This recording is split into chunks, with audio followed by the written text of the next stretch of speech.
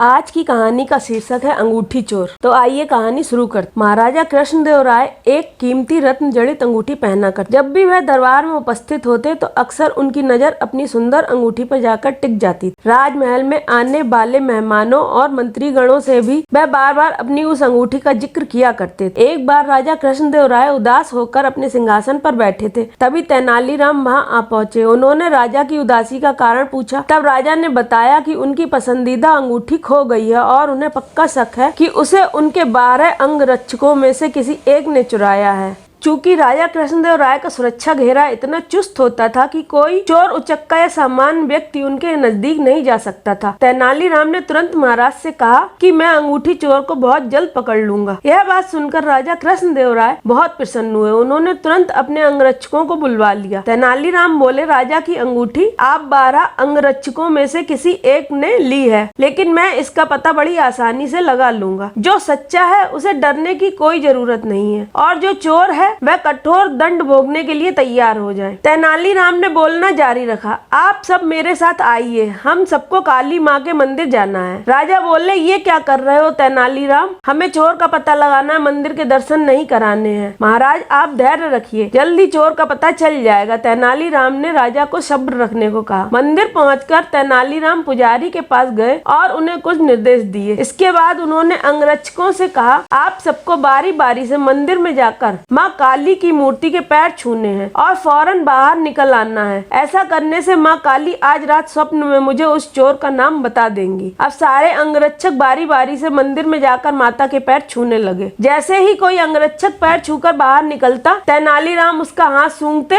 और एक कतार में खड़ा कर देते। कुछ ही देर में सभी अंगरक्षक एक कतार में खड़े हो गए। महाराज बोले, चोर का पता तो कल सुबह लगेगा, तब तक इनका क्या किया जाए। नहीं महाराज, चोर का पता तो लग चुका है, 7वें स्थान पर खड़ा अंगरक्षक ही चोर है। ऐसा सुनते ही वह अंगरक्षक भागने लगा, पर वहां मौजूद सिपाहियों ने उसे धर दबोचा और कारागार में डाल दिया। राजा और बाकी सभी लोग आश्चर्यचकित थे कि तेनालीराम ने बिना स्वप्न देखे कैसे पता कर लिया कि चोर वही है। तेनालीराम सबकी जिज्ञासा शांत करते हुए बोले, मैंने पुजारी जी से कहकर काली माँ के पैरों पर तेज सुगंधित इत्र छिड़कवा दिया, जिस कारण जिसने भी माँ के पैर छुए उसके हाथ में वही सुगंध आ गई। लेकिन जब मैंने 7वें अंगरक्षक के हाथ छूंगे तो उसमें कोई खुशबू नहीं। उसने पकड़े जाने के डर से माँ काली की मूर्ति के पैर छुए ही नहीं। इसलिए यह साबित हो गया कि उसी के मन में पाप था और वही चोर है। राजा कृष्णदेव राय एक बार फिर तेनालीराम की बुद्धिमत्ता के कायल हो गए और उन्हें स्वर्ण मुद्राओं से सम्मानित किया। तेनालीराम की अगली कहानी जानने के लिए हमारे चैनल को सब्सक्राइब कीजिए। कहानी अगर पसंद आई हो तो लाइक कीजिए, शेयर कीजिए, बेल आइकन का बटन भी हिट कीजिए ताकि आपसे अगली वीडियो मिस न हो।